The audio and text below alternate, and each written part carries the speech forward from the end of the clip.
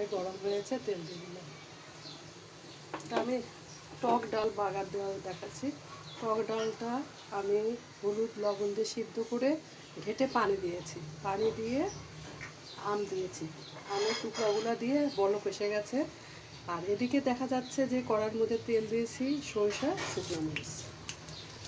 এই দৃশ্যটা একটু দিয়ে এদিকে হতে থাক। এই যে ঠিক ডালের অবস্থাটা, এই যে আম, এখন এটা বাগার দিতে হবে। এটা একটু খুব আর কি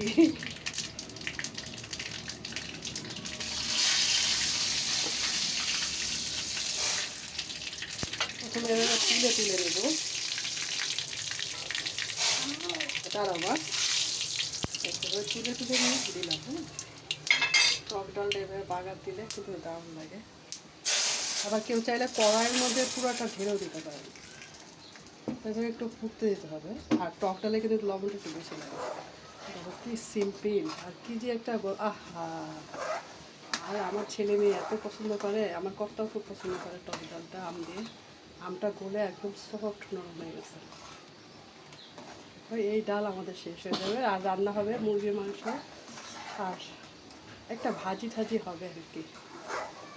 ভাজিটা এখনও তরকারি রেডি হয়নি, কাটা। দেখো আমটা একটু গলে গলে গালিয়ে দিলে দারুণ একটা কালার এসেছে। দেখি খেয়ে দেখে কেমন লাগছে।